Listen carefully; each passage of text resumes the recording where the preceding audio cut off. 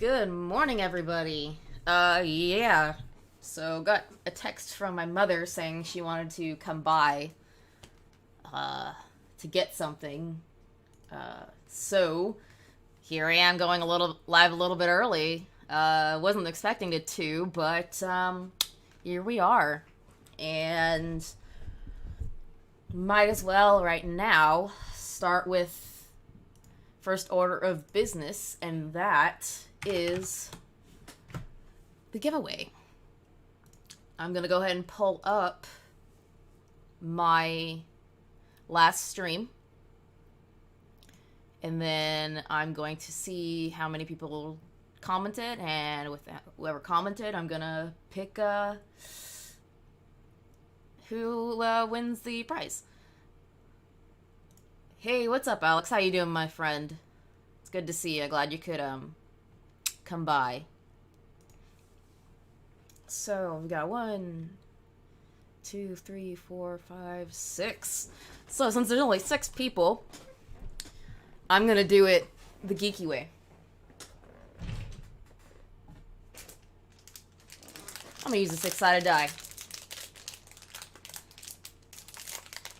Might as well. Sorry, you're hearing the crinkling of me opening up a dice. Ooh, pretty purple one. Alright. So there's only 6 people that entered the contest. So, one of 6 will tell me who actually wins the beautiful, beautiful H.P. Lovecraft complete works in the leather-bound format. So, let's roll it.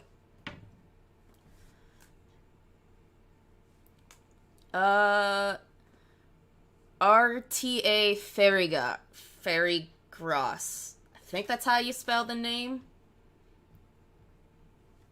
RTA Fairygross.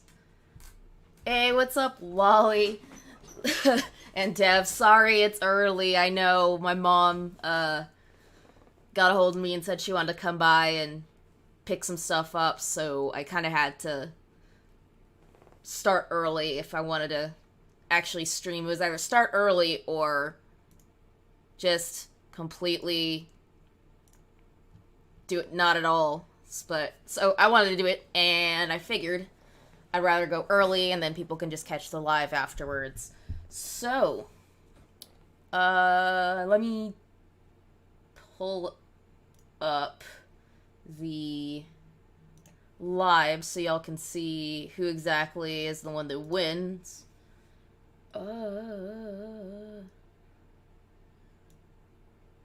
Fucking boomer.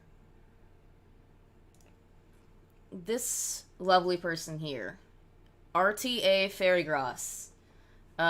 If you do end up seeing this, you have won the wonderful book for the giveaway. And if you need to get a hold of me, which is probably what you gotta have to do so I can send it to you, you can either get a hold of me in Twitter. My Twitter is linked below in the description, along with my Discord. You can get to me through either of those. If RT Fairgrass does not respond within the week, right in the next stream, then I will pick somebody else. But for the moment, that is who has won. And I will tweet that out as well after the stream. But now that we're here, we're talking about the last of the 4 original choices for the very first Halls of Horror when Jada, the demon, was my co-host. And that's Edmund Emil Kemper III. Now, y'all should have heard of this gentleman. And if you have not, I don't know where you've been. If you're some sort of like true crime serial killer fanatic, then you would know of him. He has also been seen as a recurring character, or is played as a recurring character, in the Netflix series Mindhunters, which I can't wait till season 3 comes out. Oh, it's gonna be great. Anyway, Mr. Kemper. He is nicknamed the co-ed killer from Burbank, California. And he is quite interesting in that he didn't just kill people, he killed family members. Ooh, isn't that great?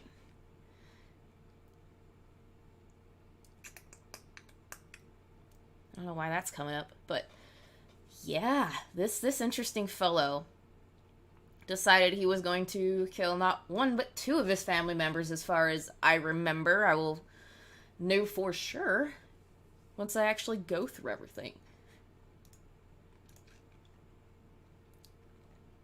So, Edmund Kemper III, or Ed Kemper, was born in Burbank, California on December 18th, 1948, as the middle child of Clarnell Elizabeth Kemper and Edmund Emil Kemper II. Hey Mike, welcome! Edmund II is a veteran from World War II and apparently tested nuclear weapons in the Pacific Proving Grounds before he came back to California and became an electrician.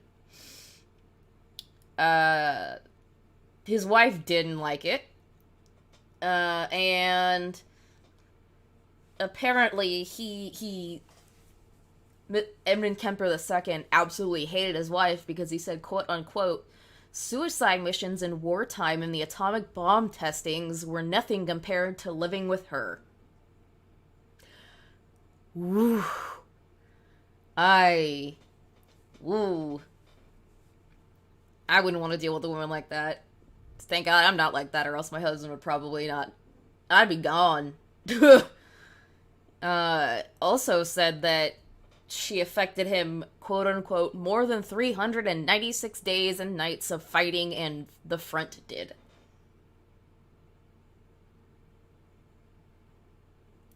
Ooh, he really didn't like his wife.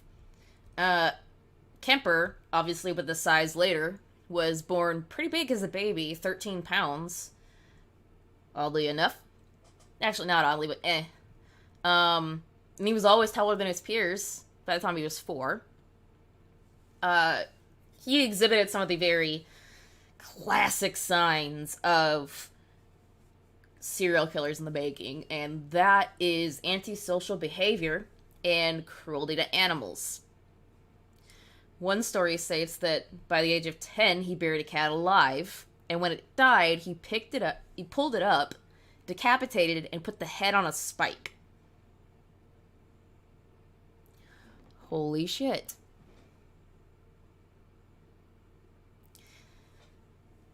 He also stated later on that he liked to lie, or he enjoyed successfully lying about the dead cat to his family. And by 13, he killed another cat because it liked his sister more than him. And apparently, he kept the pieces of that cat in his closet until his mother found him. I would be scared if I was his mother. I would be like, what the fuck? Why do you have dead cat bits in your closet? This makes no sense. What is wrong with you? Sorry to hear that you've got a cold.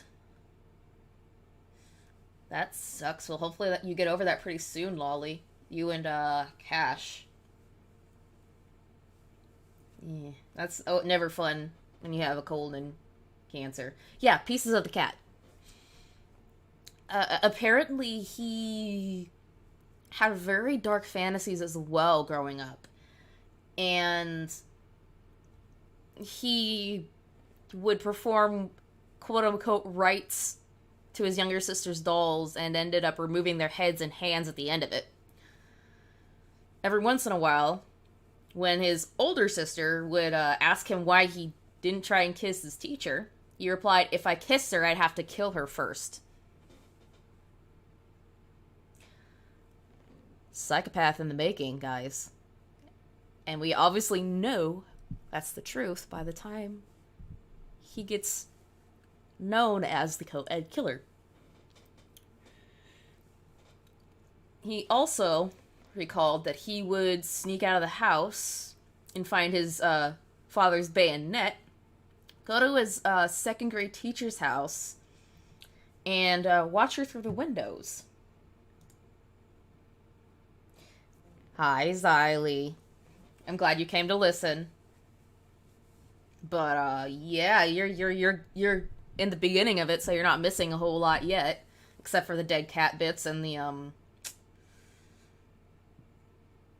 yeah, that, and the ritually murdering, quote unquote, his younger sister's dolls.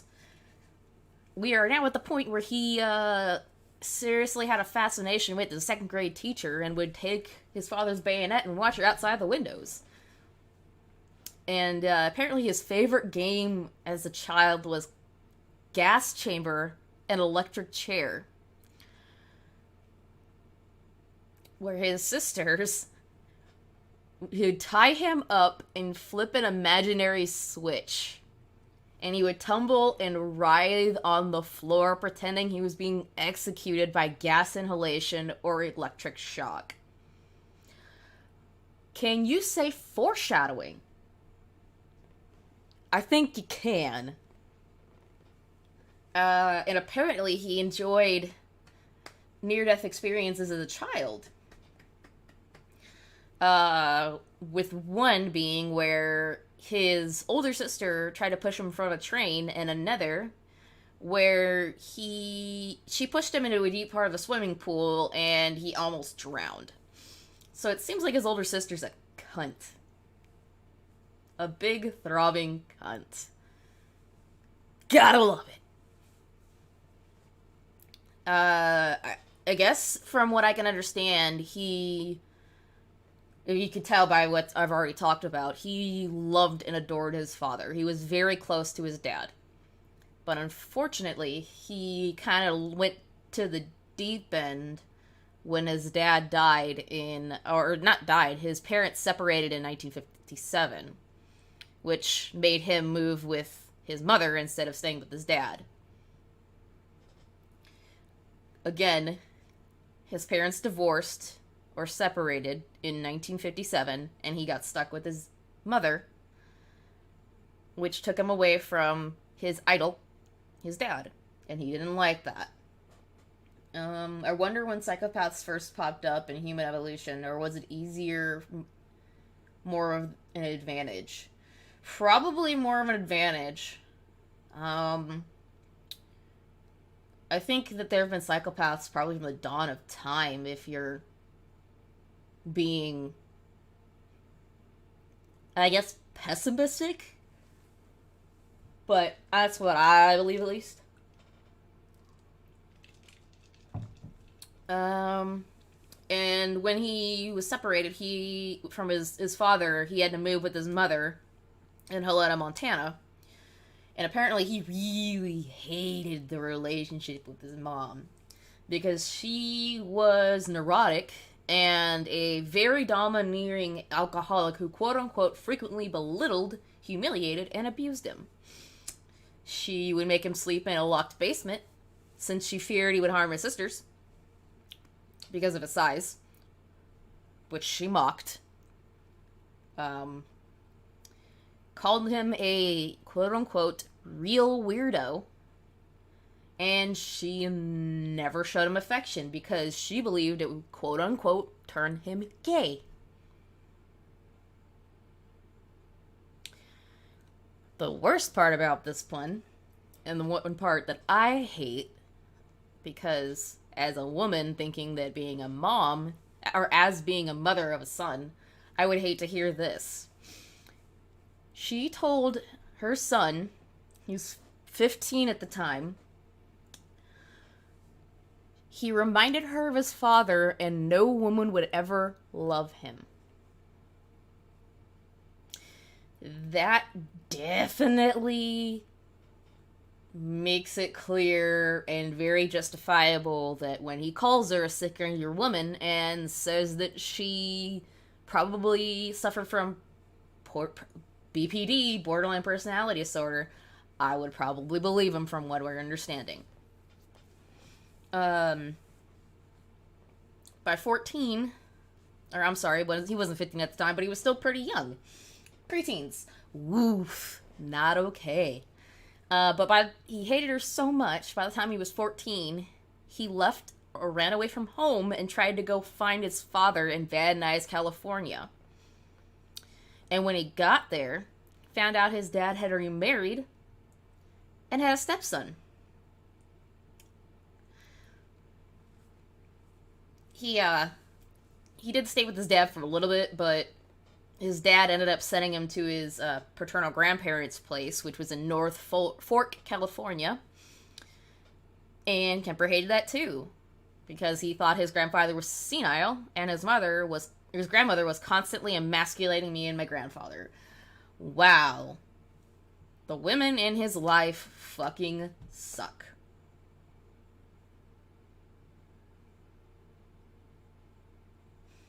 And here's where we begin his murdering spree.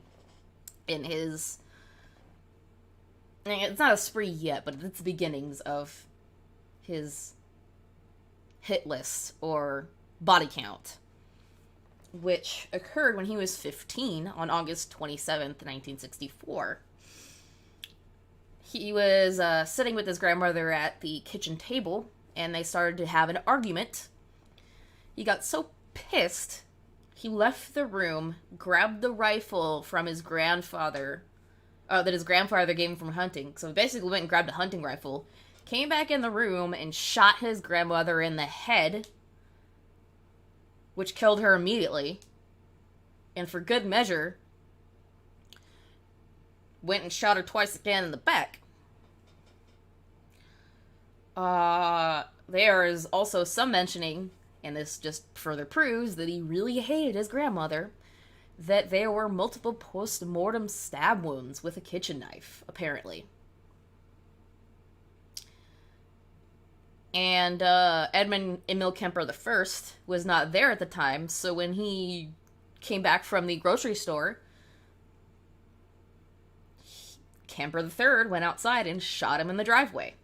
So his first two murders were of his paternal grandparents. Because he didn't know what to do next, he called his mom.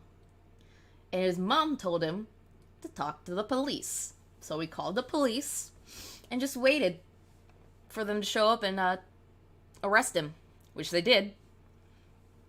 And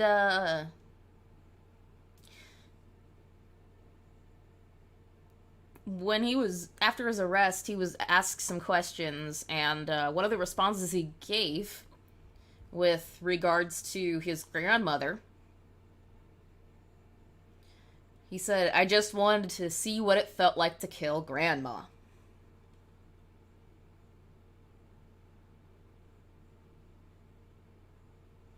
He just wanted to see what it felt like to kill Grandma.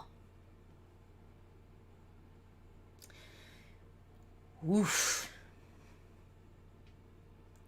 And apparently he killed his grandfather because he didn't want, them to find his wife dead.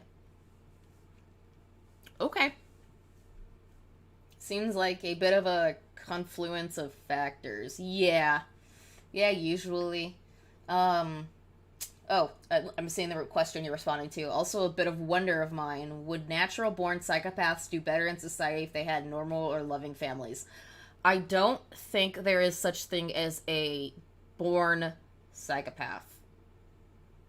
I think it is due to 3 different factors. It's biology, meaning if you have, some sort of predisposition that your parents are kind of neurotic, which in this case, yeah. It's your mental state or your psychology, meaning if you've got a mental illness, the likelihood that you might do dumb shit or be be a hamper on society is a little bit higher. And then there's the environment. So I said in some of my videos that I think there are some really good examples of this. And one of them I would definitely say is when I talked about, hold on, let me pull up my videos, because I know what I'm thinking about, but I need to confirm what I'm thinking about. I'm thinking about the right person. For, yeah, Tommy Lynn Sells, there's known background of abuse as a child. There's, he grew up apparently really, really poor, if I'm not mistaken. Let me make sure that I'm remembering this correctly.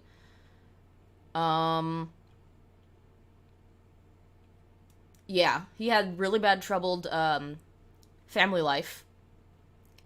He was apparently molested by somebody when he was 8, who was apparently given consent by his mother.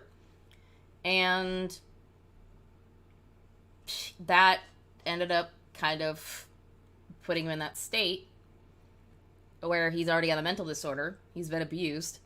And then at that point, later in his life, he ended up was very poor because he decided to hitchhike and ended up being a heavy drinking and drug abuser with a criminal record at that point before he started killing people.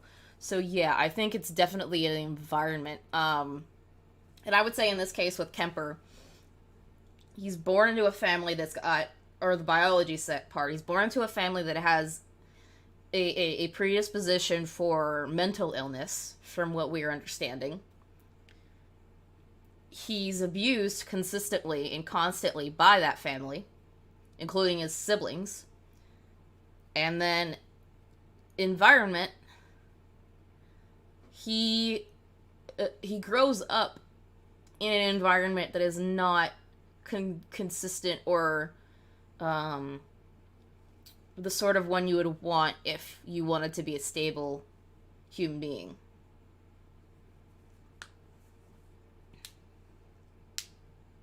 Dahmer kind of did, but what the problem with that is that I think he had a mental disorder, and he was pretty much abandoned by his parents when he was 15, and they didn't realize they did it, because his parents split up and kind of left him behind. At that point, he was already heavily drinking, and he was fighting with his sexuality. So, yes, kind of was a good family life, but I wouldn't necessarily say it was the most healthy kind of relatively normal family life. I don't remember Bundy off the top of my head, but I don't think he did either. A lot of them don't have a very good upbringing. The one that I will say is kind of a different story, and is Carla Homoka, which I talked about last, I think, 2 streams ago, where she grew up relatively normal until she met Paul Bernardo, and then she started, getting little girls to, I don't know, have sex with her fiance, boyfriend, husband for the creepiest of reasons whilst drugged.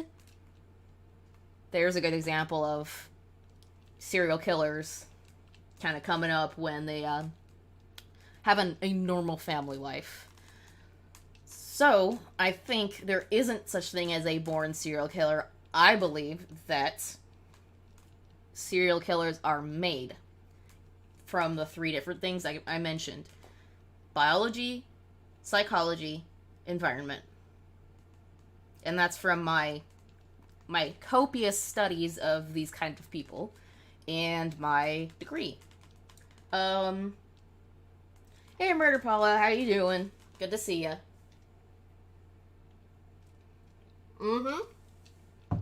Like the Wests. That's very true. And very, very, an adept comparison. So, Kemper, back to what we were talking about. Kemper has been, is at this point, killed his grandparents, his paternal grandparents, has been arrested and is now talking about, or we're going over what he's talked about once he has been arrested. He ended up being, or like when he was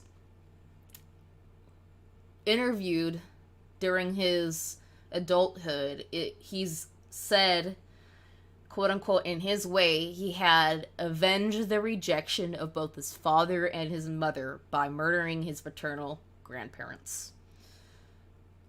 That makes kind of sense.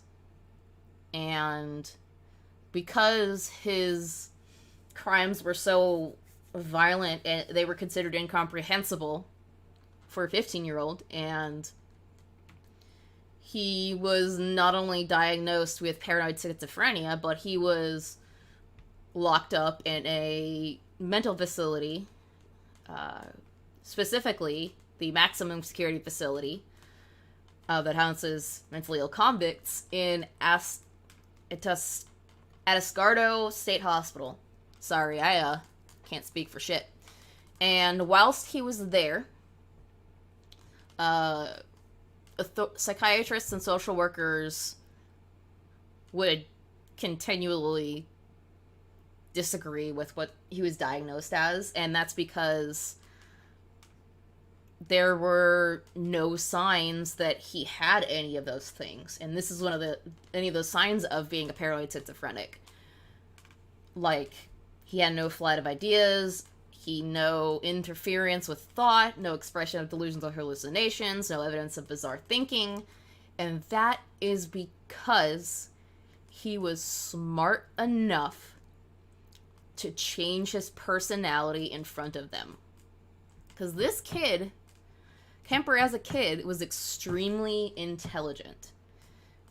He apparently had an IQ at 136. With 2 standard deviations being about average, and took another IQ test where he came out with the IQ of a 145. So he was very smart. And unfortunately, genius, people with that level of IQ tend to have a lot of mental problems. But at this point, he was very smart and ended up getting himself re-diagnosed with a personality trait disturbance, passive-aggressive type. So he can, by endearing himself to psychiatrists and being a model prisoner that was trained to administer psychiatric tests to the other inmates, he basically duped an entire mental institution. He duped him.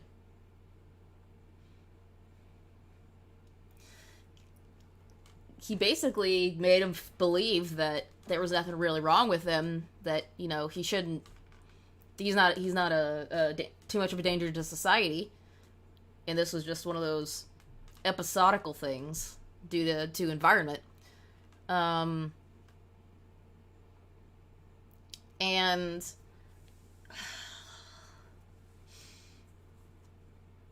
he apparently was able to get out because of that. And he ended up being released on his 21st birthday on December 18th, 1969, and was put on parole because of how good he was. Again, he duped people big time. And against recommendations of the hospital, he was released to the care of his mother, who had remarried and then divorced again in Aptos, California, where she apparently was an administrative assistant for the University of California, Santa Cruz. And because he did so well, he duped everybody again, to the point where he was deemed rehabilitated, and his records were expunged on November 29th of 1972. However, this is I'm gonna read what the last report of his probation psychiatrists gave.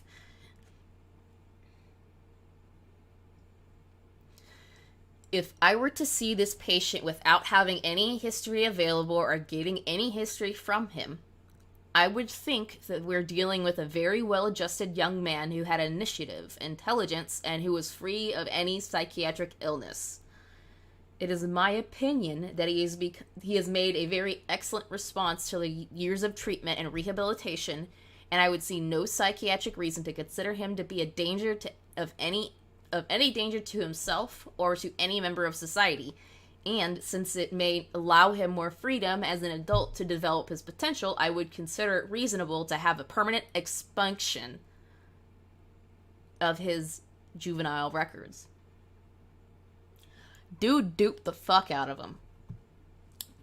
And this was obviously a mistake, which we later know, because he killed again, and we know that. So, to keep himself from being suspected of anything, he kind of became a buddy or a friendly, quote-unquote friendly nuisance to the Santa Cruz police officers and a bar called the Jury Room, where local law enforcement usually hung out at. Imagine being that guy and letting him go. Oh yeah. Oh god. The worst thing you could ever do in your career.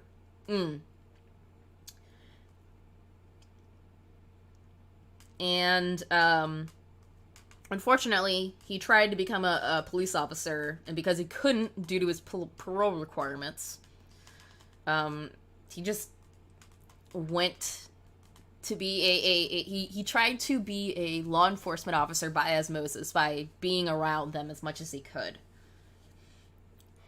He took a lot of menial jobs, eventually gained some employment with State of California Division of Highways. And during this time, we see the first indication of y'all done fucked up by giving him to his mom. Because their relationship was extremely toxic and remained that way. And Kemper described the arguments with his mother as the following, quote, "My mother and I started in on horrendous battles, just horrible battles, violent and vicious. I've never been in such a vicious verbal debate with anyone, or verbal battle with anyone. I would go to fists with a man, but this was my mother, and I couldn't stand the thought of my mother and I doing these things. She insisted on it, and just over stupid things. I remember one roof raiser was over whether I should have my teeth cleaned." Oof. He eventually saved enough money to get out and live with a friend in Alameda, California. And apparently his mother still wouldn't let go and would not let go of the leash, because she would show up regularly for surprise visits and called him all the time, constantly. And when he had financial problems, he would end up returning to his mother's apartment and would live with her. The first sign of anything normal... Oh, there are a lot of killer cops. Oh, there are a lot of them. Or at least people who pretend to be cops to be murderers. Yes, we did. We definitely touched on this for the Perfect Serial Killers stream.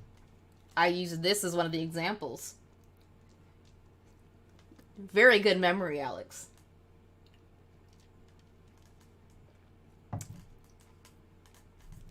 Two seconds.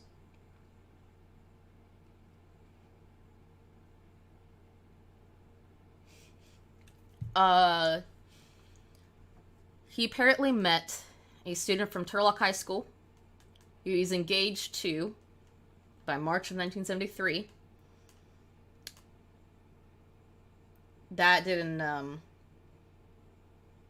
last long because he obviously was arrested again later. And her name was pretty much kept hidden due to the requests of her parents. Another severe case happened or severe life date happened when he was hit by a car while riding a motorcycle and was badly injured by the crash.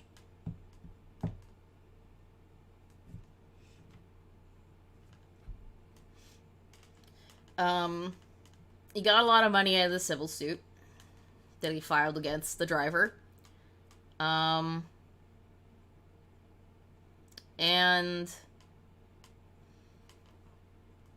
he started to kind of show more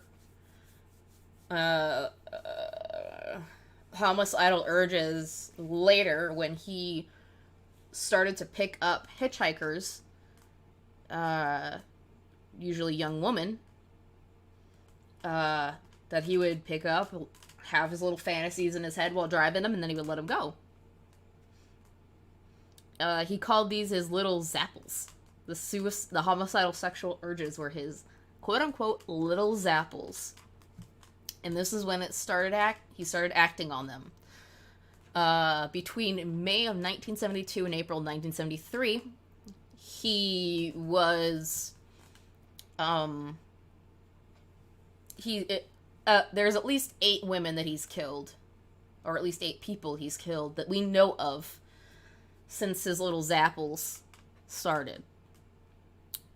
And he would basically go by the following. This is his MO. He'd pick up these female students that were hitchhiking, take them to isolated areas, shoot, stab, smother, or strangle them, and then he'd take their bodies home, where he'd decapitate them. Oh, God.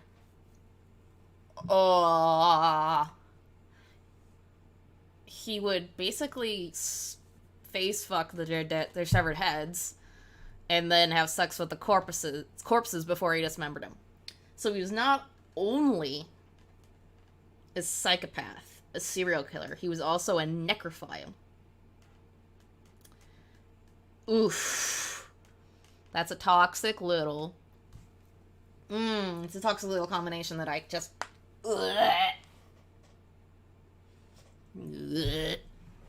Very gross. Very, very gross.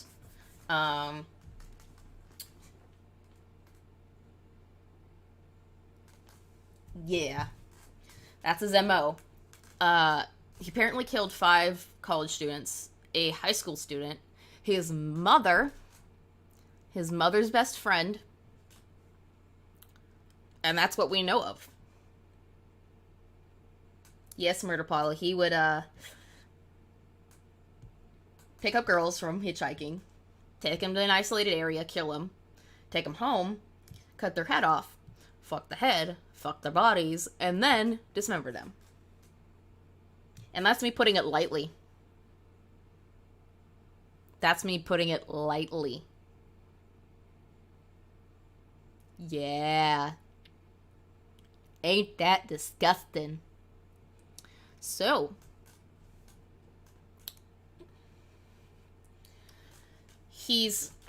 after all of this and the second arrest, he's had many interviews, and one of which we're probably going to watch, because I did decide to grab it. And apparently he did find these people, or these poor unfortunate souls, after he had arguments with his mother, and because she refused to introduce him to women attending the university she worked at. He recalls her saying, she would say, "You're just like your father, you don't deserve to get to know them." And it's believed, even by Kemper and psychiatrists, that he committed these murders on young women that were considered surrogates for the person he really wanted to get at, and that was his mother, who he ultimately did kill. Yeah! His mom and her friend were the piece de resistance. The cherry on top of a disgusting sundae. So, the very first murders that he committed were of 2 women from Berkeley, California, on May 7th of 1972.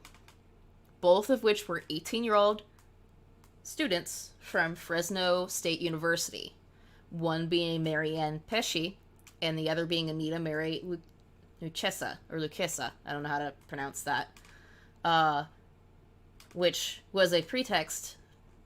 We basically got him into the car by saying he wanted to talk to them about Stanford University.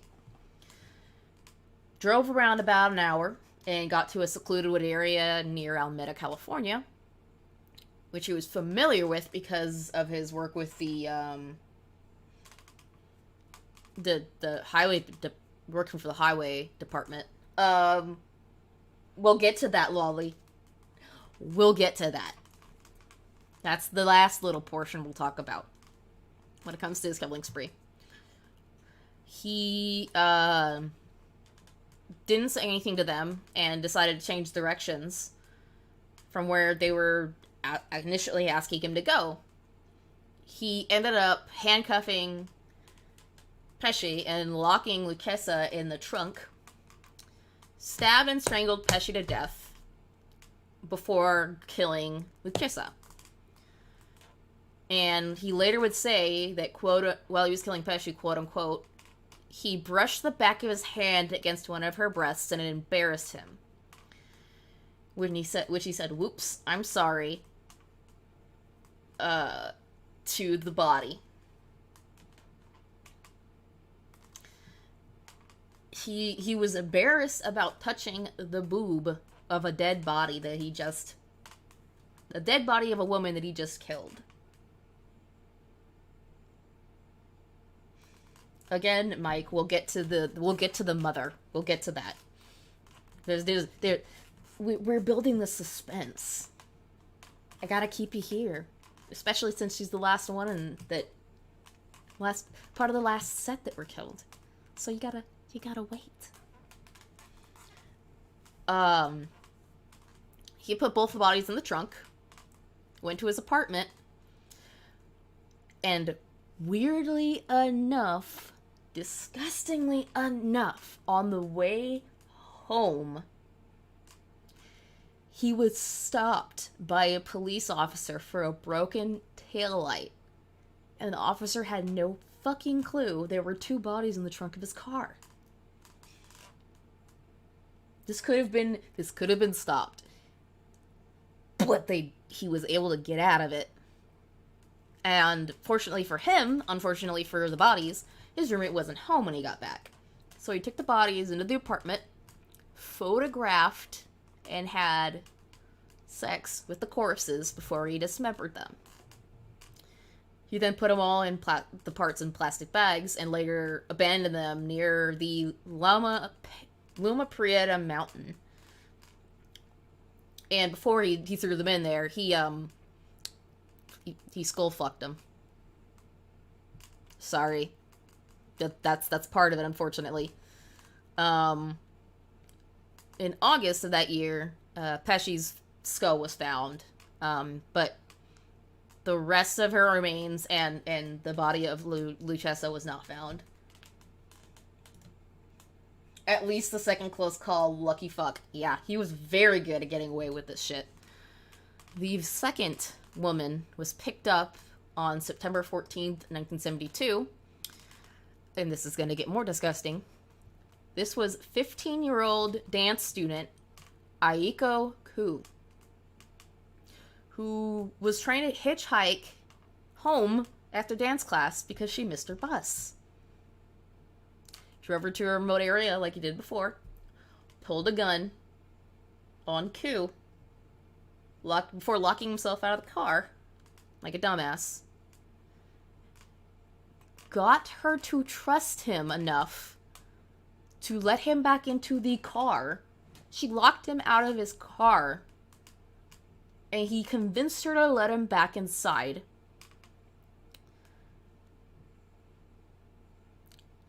He choked her unconscious, he raped her, and then he killed her. Let that sink in for a second. Let that sink in for a second. She could have survived had she not let him back into the car. Unfortunately, that's not what happened. And Kemper, like before, put her body in the trunk of the car, drove to a nearby bar, and had a few drinks. He had the body in the trunk of his car and went to have drinks at a nearby bar. That's how disgusting this guy is. He went back to his apartment, and he admits that after exiting the bar, he opened the trunk of his car and stared at her body like, quote unquote, admiring his catch like a fisherman.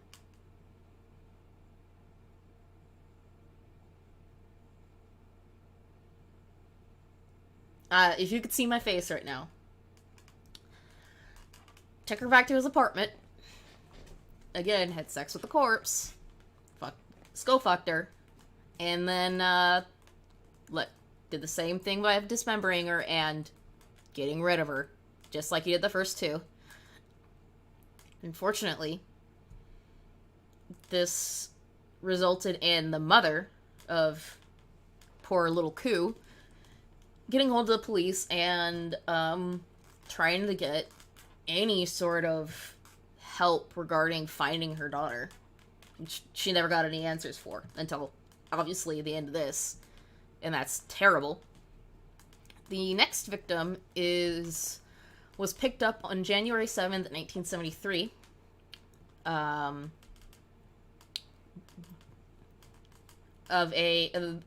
He picked up an 18-year-old girl named Cynthia Ann, or Cindy Shaw. And this was after he would move back in with his mother and was driving around Cabrillo College campus. So he basically went out, probably because he was pissed at his mother, had a fight with his mom, and then drove to this campus and found poor Cindy Shaw. Got her in the car, drove her to a wooded area, and shot her with a .22 caliber pistol. Put her body in the trunk of his car, drove to his mom's house, put her body in the closet at his mother's house in his room overnight, and waited until his mother left for work in the morning. And that's when he started with the gross shit. And this is where it gets worse. It gets worse here. He did the same thing he did with all the other girls, the other three. He screwed the body, decapitated her, dismembered her in the mother's bathtub, dumped the body parts. But this time the change was that he kept the head for several days so that he could fuck it.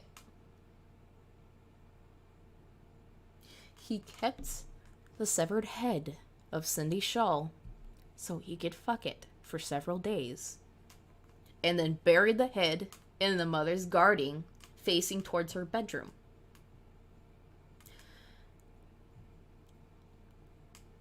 And his response to why he did that was, quote unquote, his mother always wanted people to look up to her.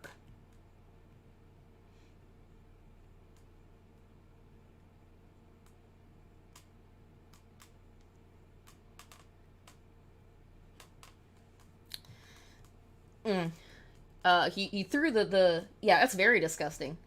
He explains, yeah, what the fuck? What the fuck indeed. It seems for some reason I'm finding worse and worse people. I mean, nobody's gonna... Well, I mean, I started this channel out pretty gross with Albert Fish. That was... You're gonna need to take a shower and use sand to scrub the heebie-jeebies off of you? Yeah, I can understand that, Devin. I can understand that. I've just read this stuff for so long and known about this stuff for so long. It kind of just, I go, oh god, and then, I don't know how I'm able to deal with how disgusting this stuff is, but it doesn't faze me that much anymore in a way of, like, needing to wash my body. I'm cleaning while doing this. It's actually helpful. Good idea, Lolly. Good idea. I think that's a good idea for everybody else. But yeah. Yeah, it's beyond disgusting, Brita Paula. This is why we as the human species have a very distinct fascination with serial killers, because we just don't understand why they do these things. We can't fathom it. We can't. There's no logic to any of it. There never will be any logic to it. Back to this, they found Shaw's body parts, but they didn't really find the head. Or the right hand. Those are everything they found. And they called it a quote-unquote macabre jigsaw puzzle. Ooh. I need a cleansing by God himself for listening to this. Yeah, I can't blame you for that. I can't. The next two victims he picked up, which is victims 5 and 6. Victims 5 and 6 were picked up on February 5th, 1973, after an argument with his mother. He went to a campus, Santa Cruz again, University of Santa Cruz, or University of California, Santa Cruz. Even though there were reports about hitchhikers in Santa Cruz area being picked up and murdered, these two poor women were picked up. These two people were 23-year-old Rosalind Heather Thorpe and 20-year-old quote-unquote Allison Liu, or Allison is her nickname, or Liu. And according to Kemper, Thorpe entered his car and reassured Liu to get in. And once he did, he fatally shot both of them with his .22 caliber pistol and wrapped their bodies in blankets. Brought his victims home to the house, but this time he beheaded them in his car and brought the headless corpses into the house to fuck them. Once he was done with that, he dismembered the bodies, removed the bullets so that they couldn't trace them back to his gun, and got rid of the remains in the morning.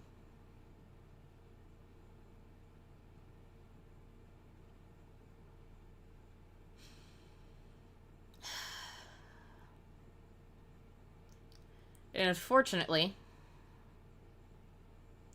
their body was found in Eden Canyon a week later, near Highway 1 in March.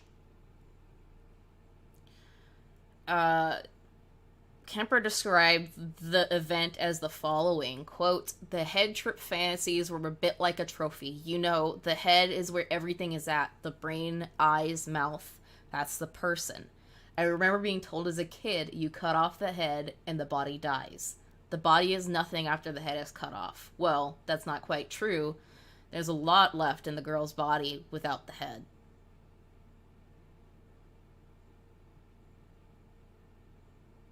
I take these pauses because I'm giving you time to let it sink in. Let what he just said, or what just happened, sink in.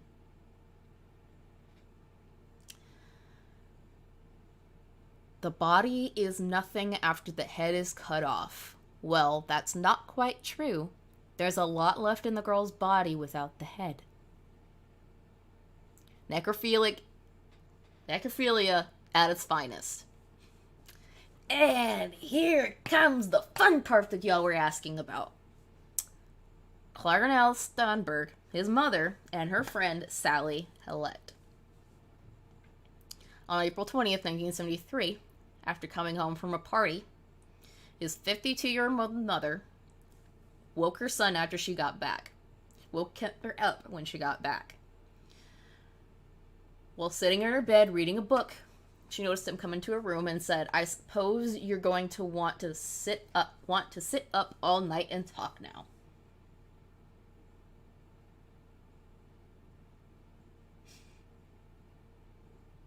I'm not so sure I want it to sink in. Dramatic effect still is needed. Yeah. I gotta pause to let it sink in for me and for everybody else that what exactly I'm saying and what I'm reading. Back to that. His mother said to him, "I suppose you're going to want to sit up all night and talk now," and Edmund replied, "No, good night." So, after that, he left and came back with a claw hammer, bludgeoned her in the head, and then slit her throat with a knife. And here's the answer you all wanted, folks. I'm going to read this beat for beat. He subsequently decapitated her and engaged in uramatio, meaning he skull-fucked, with her severed head, and then used it as a dartboard.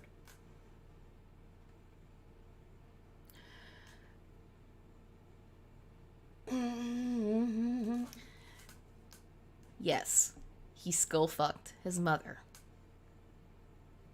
Yes, he did. There's your answer for that burning question, folks.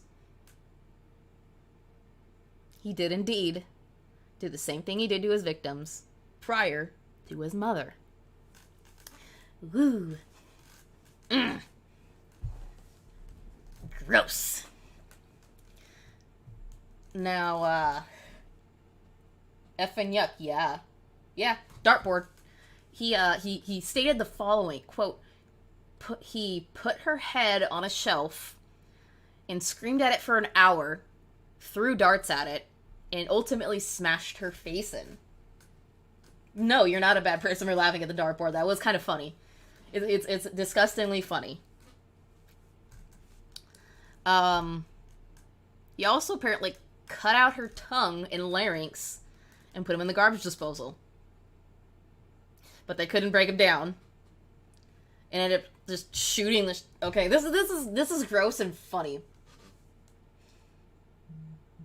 This is gross and funny. Okay. So, homeboy decides that he wants to try and throw his mother's larynx and tongue into the garbage disposal. Assuming as a last bit to shut her up. Because he really fucking hated her. And the vocal cords were too tough.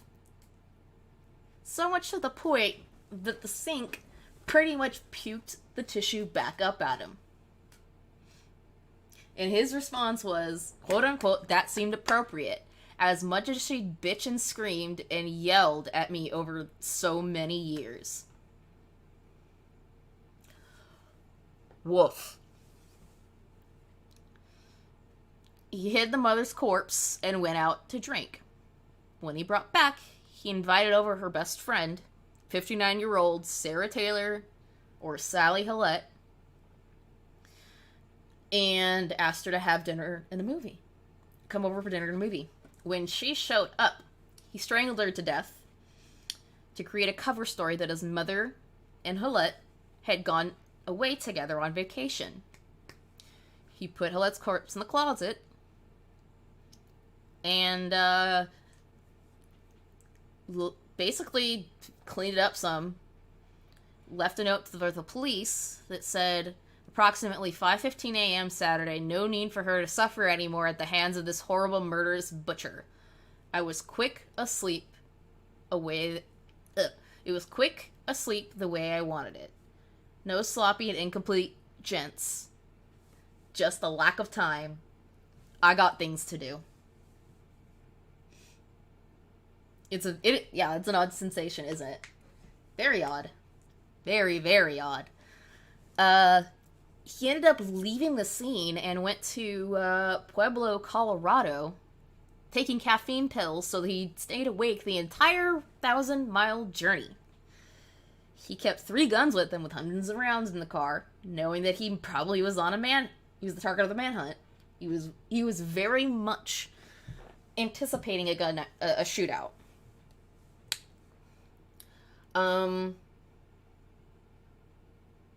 And he didn't hear any news about it on the radio. About what really fucked him was that he didn't hear anything about his mother's body and his mother's friend being found, and decided he was going to call the police and confess to the murders. And what was worse is that the police did the following. They didn't take his call seriously and told him to call back later, which he did. He called back several hours later, asking to speak with the officer he personally knew, and confessed. He waited for the police to arrive and take him into custody, and then confessed to all 8 murders. And he explains why he called the police. Quote, "The original purpose was gone. It wasn't serving any physical or real or emotional purpose. It was just a pure waste of time. Emotionally, I couldn't handle it much longer. Toward the end there, I started feeling the folly of the whole damn thing. And at the point of near exhaustion, near collapse, I just said to hell with it and called it all off." He didn't get the satisfaction he wanted.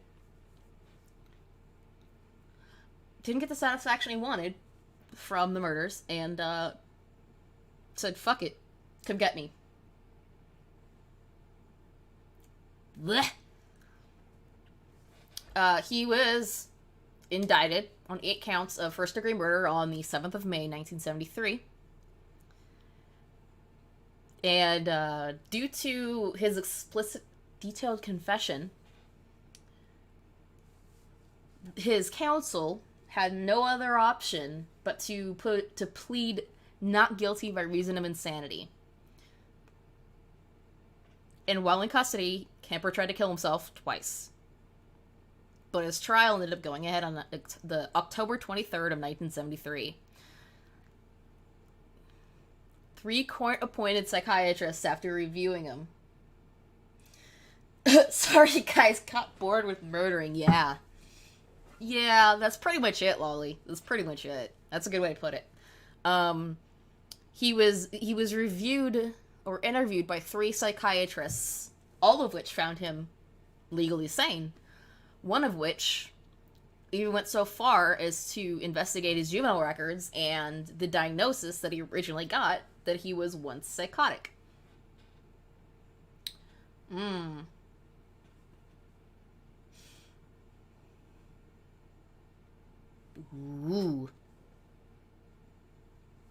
Every time with that client, yeah, even if it's a crapshoot, you don't have any other choice. Unless I do a plea bargain, you have no other choice.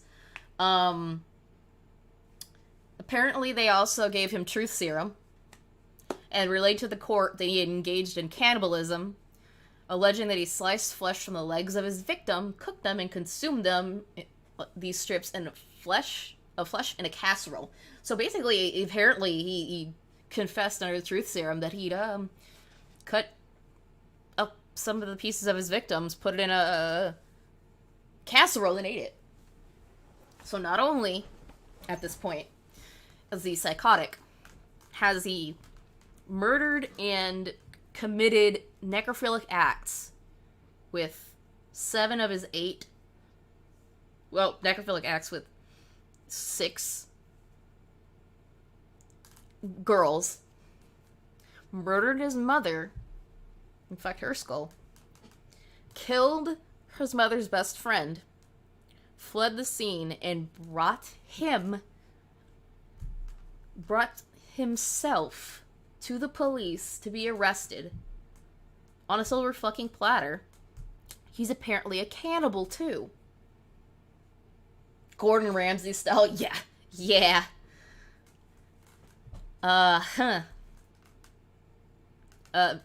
Kemper recanted this, but, I believe very absolutely that he definitely probably ate some of that shit if that came up in some way. In using the Monotone Standard, if you guys don't know what the Monotone Standard is, it is it's a way to determine whether or not somebody is insane by quote-unquote establishing a defense on the ground of insanity. It must be clearly proven that at the time of committing the act, the party accused was laboring under such a defect of reason from disease of mind and not know the nature and quality of the act he or she was doing, or if he did know it, that he didn't understand, or he did not know what he was doing was wrong. So the Monotone Rule is basically a way of identifying temporary insanity.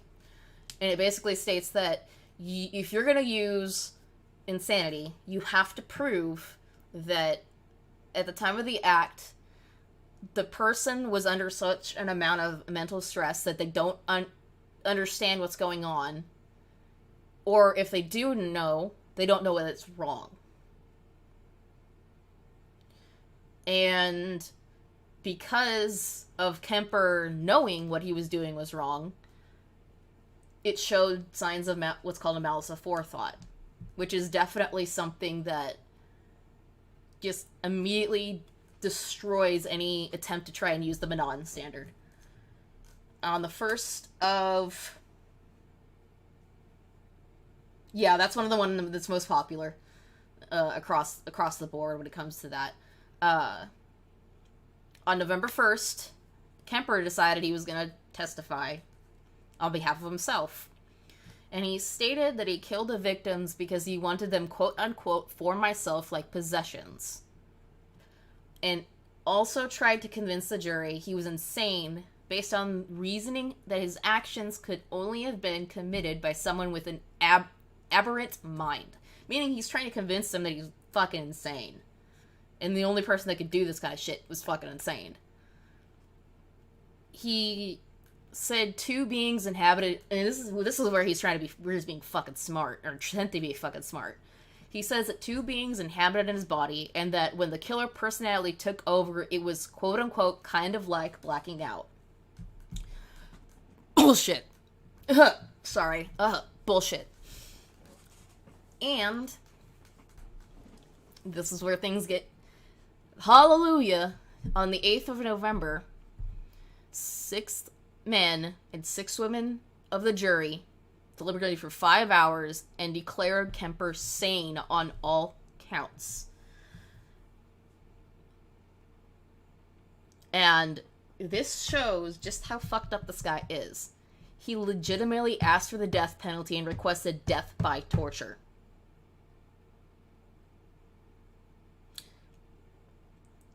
But, unfortunately for him, fortunately for us, so that he could suffer, a moratorium was placed on capital punishment by the Supreme Court of California, which means that he only got 7 years to life for each count, and would serve these concurrently.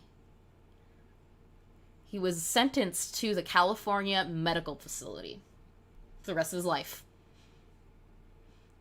And if you guys have heard of the California Medical Facility, which you should have, it's because notorious criminals like Herbert Mullen and Charles Manson were incarcerated there. Kemper apparently hated Mullen because he, committed murders at the same time in the same area as him. Death by hard labor. Oh god, I wish. That would be juicy punishment. He described Mullen as, quote-unquote, quote, just a cold-blooded killer killing everybody he saw for no good reason.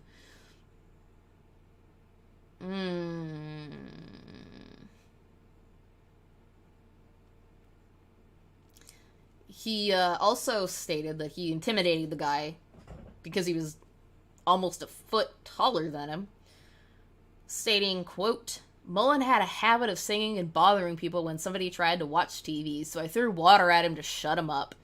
Then, when he was a good boy, I give him peanuts. Herbie liked peanuts.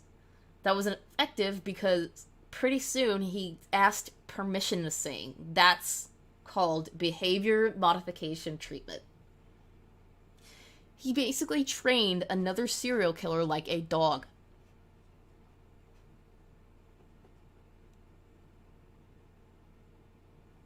Yep, get out of my territory, rival serial killer.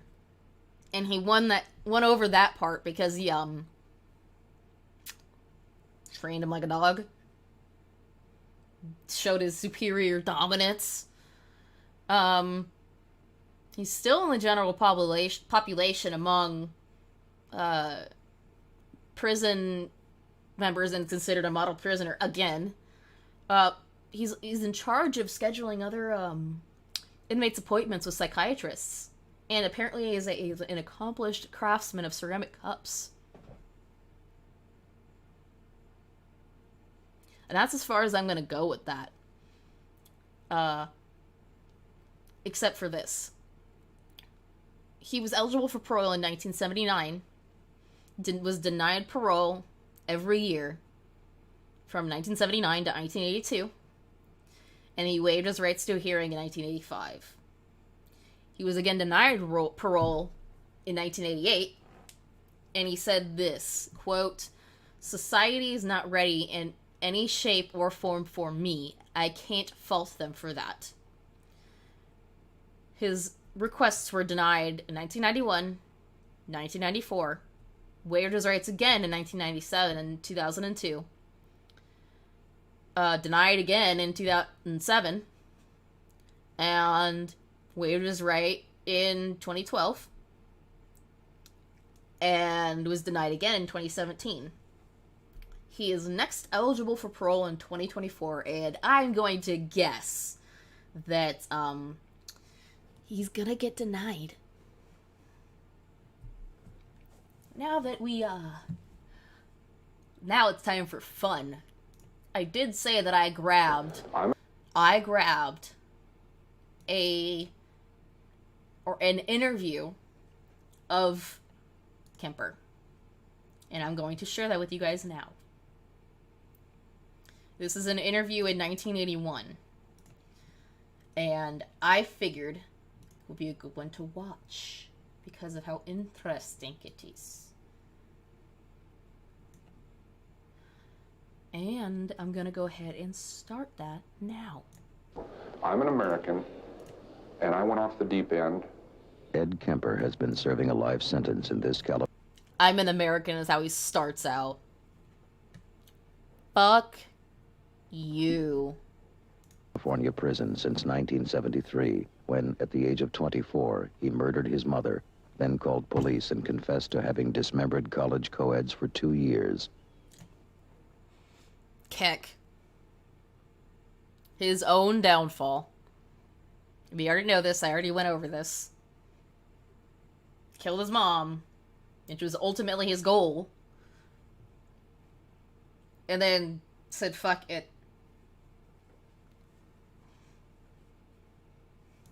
As well as cannibalizing and raping their headless bodies. Cannibalizing and raping their headless bodies. To being a victim. Hold on. Back up. He's going to have himself to being... Back up. When someone abandons himself to being a victim, he's going to have to be one. What? I don't understand. What? When somebody abandons himself to being a victim... I don't understand that quote, but okay. With an IQ of 136, Kemper is now the prison's best reader of books for the blind. He reads fucking ebooks. He makes fucking ebooks in jail. Really? Really? Fuck. I'm saying I'd wanted to kill my mother since I was 8 years old, and I'm not proud of that. I'm saying I wanted to kill my mother since I was 8 years old, and I'm not proud of it. No, you're definitely proud of it. You used your head as a dartboard, you fucking goof. It started with surrogates at a non-human level. Physical objects, my possessions, other people's, destruction of things that are cared about. And then destruction of things that are living on a lower level, small animals, insects, animals. See? He's even describing how the train of thought goes for young serial killers growing up. You destroy inanimate objects, usually arson, and you start, or either or, it could be in either order. Destruction of property, destruction of small animals, and then you graduate to human beings. That's usually how it goes. And then finally people. It started coming to a head again, so I went back down. I ran away back down there. And then a month later, I'm up living with my grandparents in the mountains, and 10 months later, I murdered them.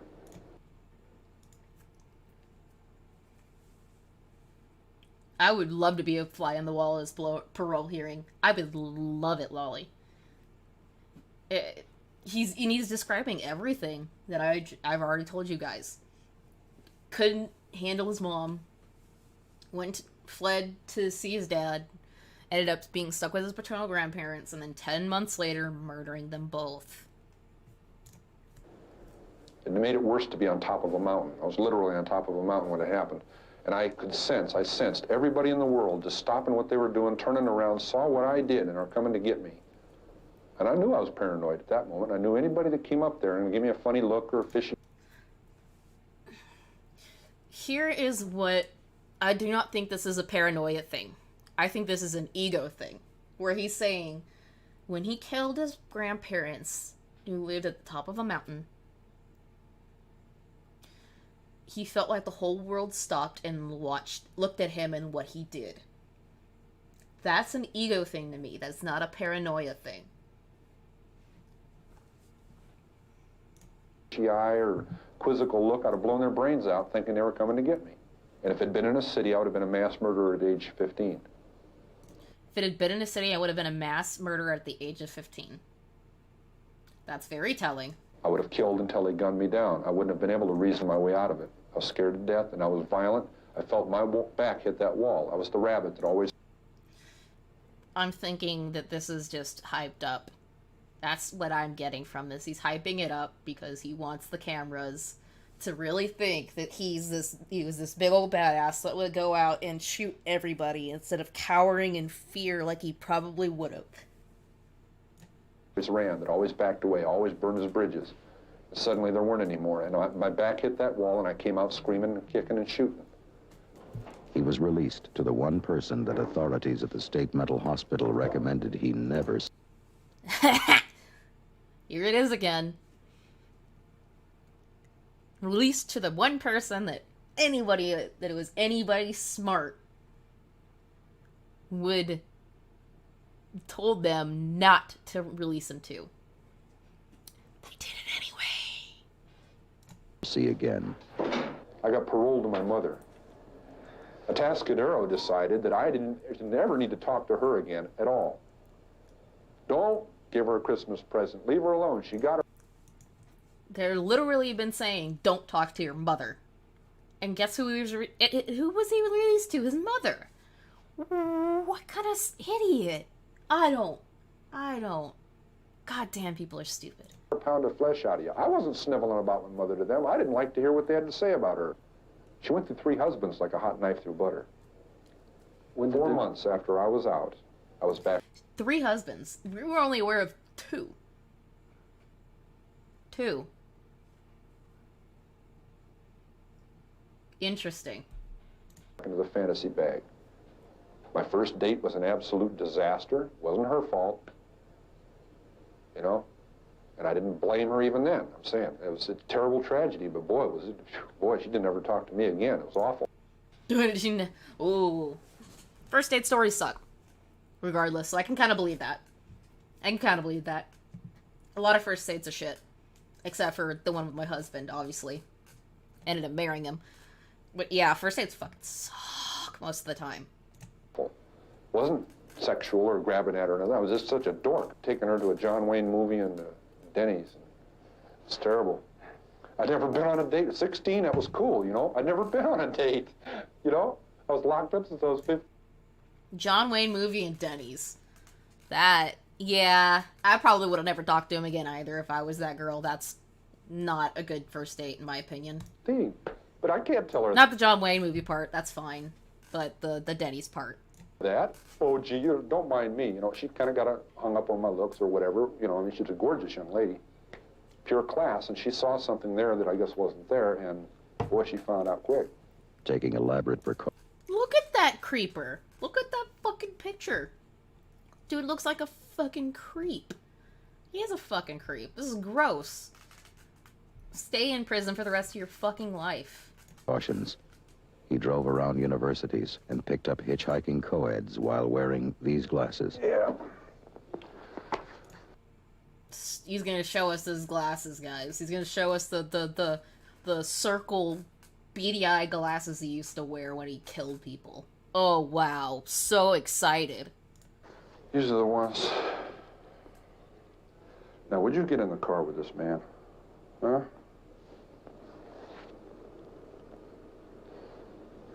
No.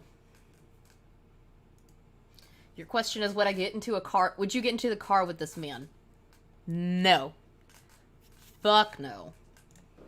The state has made me much more credible as a human being. While his mother worked at the university, Kemper buried the mutilated bodies in the mountains. Guess those are two of them. God. So he kept his glasses like a sign of his power. Oh yeah, it's a trophy. It's a trophy. That's how a lot of serial killers are. They keep the trophy so they can remember what they did. And get off on it. And took the severed heads home. Then he slept with their heads for days, and finally went looking for more. But I was losing a grasp on something that was too violent to keep inside forever. Losing a grasp on something? Dude, you're a fucking psychopath and you know it. Stop trying to convince people that you're some sort of, like, normal human being. It's not working. We all see through you. Nobody's letting you out again. Fuck off. As I'm sitting there with a severed head in my hand, talking to it, or looking at it, and I'm about to go crazy, literally. I'm about to go completely flywheel loose and just fall apart. I say, wow, this is insane. No, you didn't. No, you didn't. You were enjoying that shit. Well, yeah. I mean, that's putting it nicely. I mean, I put it kind of different. Yeah. Yeah. That's pretty accurate, Alex. Sounds like Bundy on his last interview. Yeah. Yeah.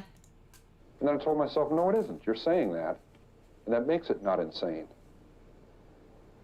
I said, I'm sane, and I'm looking at a severed... I said, well, wait a minute. I see old paintings and drawings of Viking...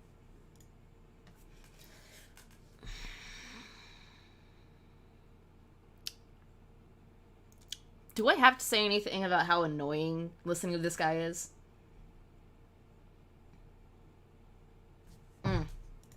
Viking heroes talking to severed heads and taking them to parties, old enemies in leather bags. Part of our heritage. This is me back then in 1972 and 73. Unable to live with the fact that I just stabbed to death. Absolutely. He is deflecting his guilt towards something. Absolutely. Cut the throat of an innocent young woman. Innocent in the sense that she did not plan on that happening. She didn't do anything specifically for that to happen to her. Yet she was a very active participant in her own death. And in my memory of that, she was 19 years old, and her...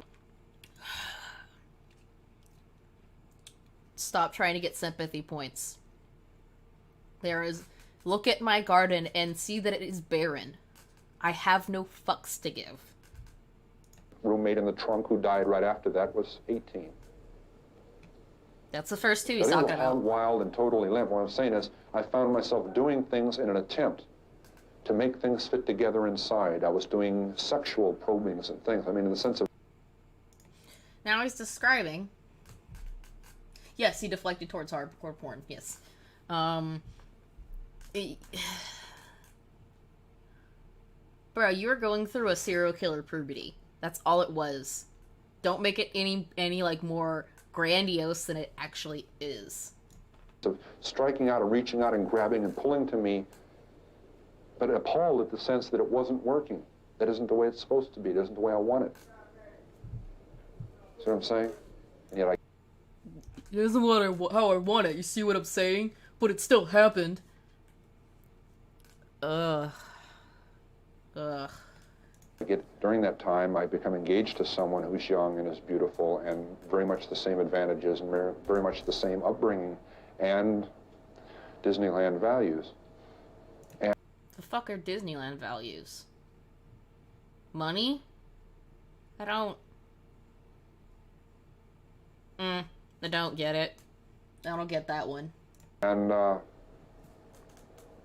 she's very much the reason I surrendered. I picked up two girls who were so much like the first two, it was unbelievable. So you're saying that you surrendered because of your fiancé? No, it wasn't because of your fiancé. You finally killed your mother. And you couldn't do anything that would top that. Unbelievable. Almost identical circumstances. And I let him go. Everything went towards killing him, and I didn't. But I'm saying, wow, it's uncanny. It was almost like it was meant to be that way. And I said, wow, this gotta stop. Wow, it's gotta stop. No. No, that's not how it went. We all know that's not how it went. Home, picket fence, wife stays home, baby. Yeah, fancy word salad to try and make himself look more human. He just looks like a fucking alien to me. And I let them out. They never even knew what was going on. I let them out. I would have gotten away with those two being murdered. I said, no, it's got to stop. And a week later, I murdered my mother. Went back to Santa Cruz and killed her. He killed her with a hammer in her sleep. You killed your mother because she pissed you off. Enough. You pissed you off enough, you were done with it. Cut off her head and hands. But then I'm assuming that's his mother. That piece of work. We already know she's a piece of fucking work. put her vocal cords in the garbage disposal and threw darts at her severed head. I am an American, and I killed Americans. I am a human being, and I'm an American and I killed Americans. I'm a human being. No. You stopped being a human being the moment that you took another person's life for sexual and emotional gratification. You are no longer human. Don't even try to compare yourself to anybody that's human. I killed human beings, and I did it in my society. We live in a society. So that's the first little... That's the interview. Obviously, that pissed me off. Now, let's go for one more. And this is a clip from Mindhunter. I'm going to be stopping and starting this one a lot because I don't want to get fucking... I don't want YouTube destroying me. Conditioned. Right. And no, you just saw an interview of actual Kemper. Look at how well he is portrayed in this show.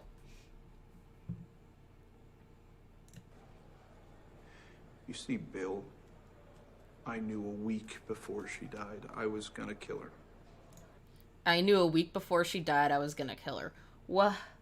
What the fuck?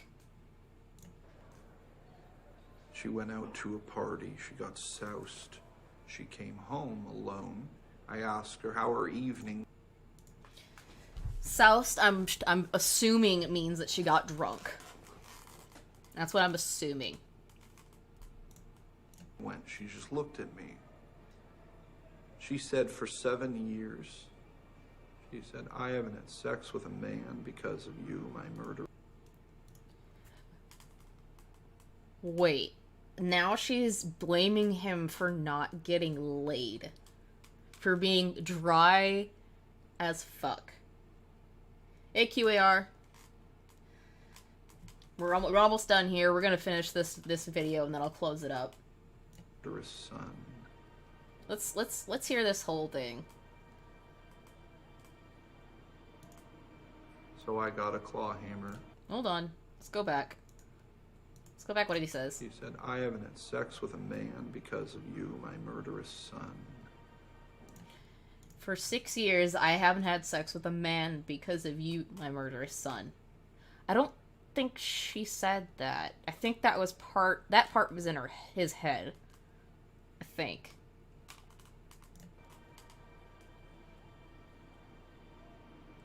So I got a claw hammer, and I beat her to death. Yep. That's exactly what happened. The way this guy is acting is exactly like what we saw when we watched that interview with Kemper the actual Kemper just a second ago. And I cut her head off. And then I cut her head off. Guy is like choking. He's like, oh god, this guy is everybody listening to the stream this entire time. And I humiliated her. That was the point. He wanted to humiliate his mom because his mom thought she was holier than thou and hated him. I said, there, now you've had sex. There, now you've had sex. Oh my god. Ugh. Ugh. If there's one thing I know, it's this. A mother should not scorn her own son. A mother should not scorn her own son. Yeah, in your case, that's definitely true. If a woman humiliates her little boy, he will become hostile and violent and debased. Period. I agree with that. Because young boys look up to their mothers, and if you want to go by Freud, they pick women that are similar to their mothers when they pick partners.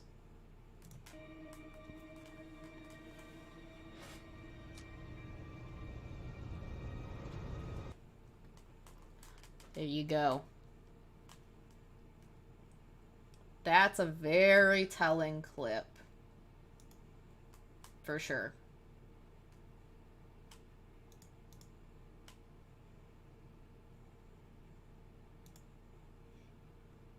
It's very, very telling. But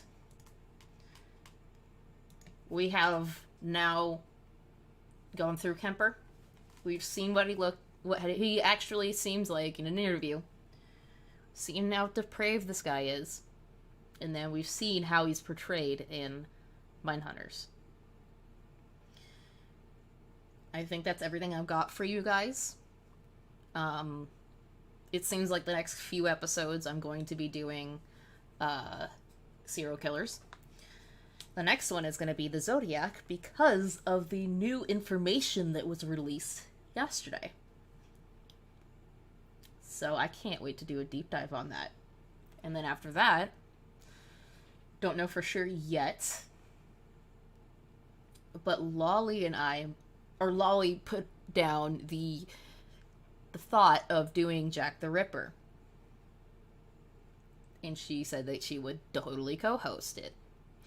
So, the plan next Saturday is Zodiac. And then I'm going to take a hiatus because obviously Christmas. I'm not going to do anything for the 26th because everybody's going to be on holidays. I'm probably not going to want to do anything. And then after that, hopefully on the 2nd of January, in the new year, I'll have Lolly on, and we can talk about and nerd out on Jack the Ripper. So, Drunk Jack the Ripper. So if you guys are interested in that, absolutely stay tuned. I will confirm whether or not that's actually going to happen. That's up to Lolly. I'm definitely down. And then after that, I'll figure out what I want to do. As of right now, that's all I understand. Dope, Lolly. And that's all I have for you guys. Just a reminder to our winner, RTA Fairy Gross. You've won the raffle. So if you are able to see this and you respond on either Twitter or in Discord, we'll get this figured out and I'll send you the book.